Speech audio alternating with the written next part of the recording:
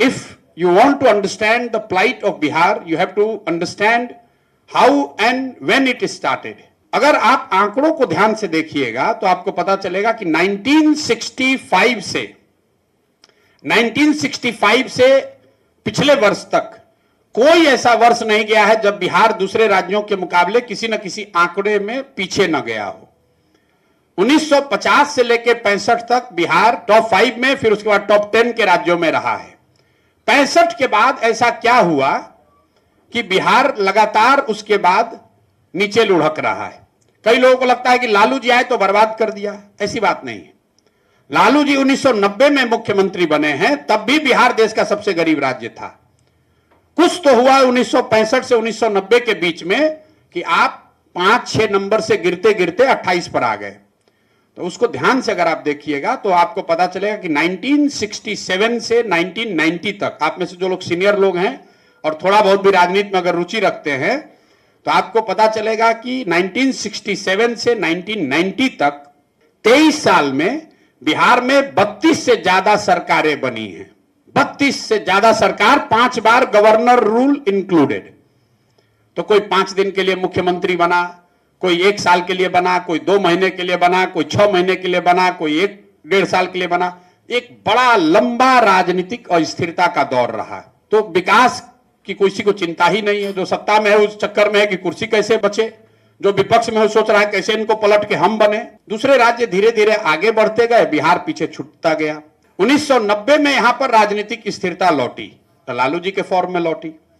लालू जी की सोच है या रही उस समय कि सामाजिक न्याय से बिहार का विकास होगा। जो लोग बिहार के जमीनी स्थिति को समझते हैं उनको इस बात को मानने में गुरेज नहीं करना चाहिए कि लालू जी के शुरुआती सालों में जो उनकी सोच सामाजिक न्याय की थी, सही थी गलत थी, उससे जरूर समाज के एक बड़े वर्ग को फायदा हुआ है।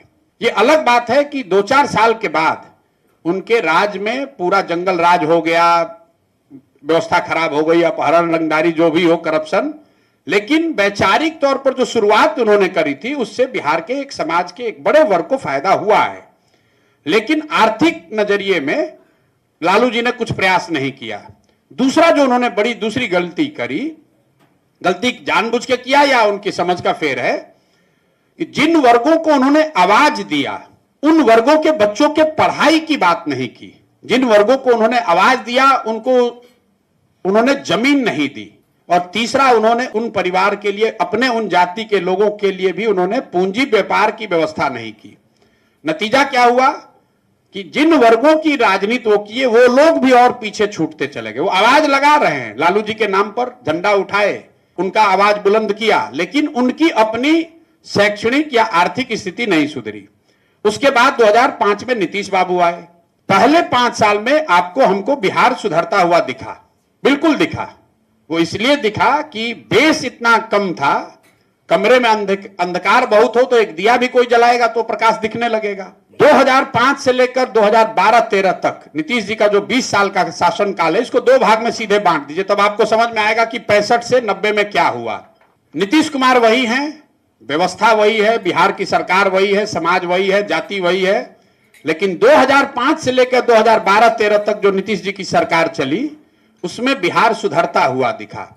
और 2013 से लेकर अभी तक जो सरकार चल रही है उसमें आपको बिहार बिगड़ता हुआ दिख रहा है। ऐसा क्यों?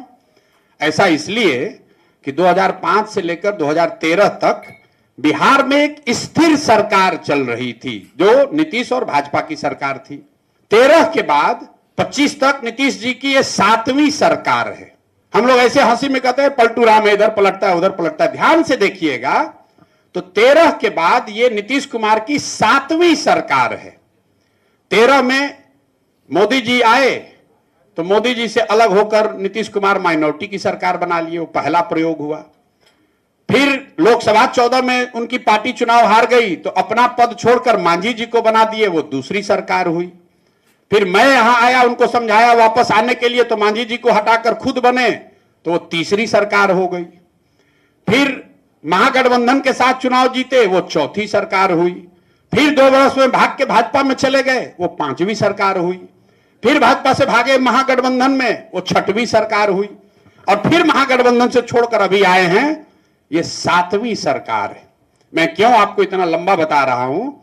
नेता वही है, व्यवस्था वही है, समाज वही है, लेकिन नीतीश कुमार का पहला 10 साल और दूसरा 10 साल, इसके आउटपुट में जमीन आसमान का फर्क है।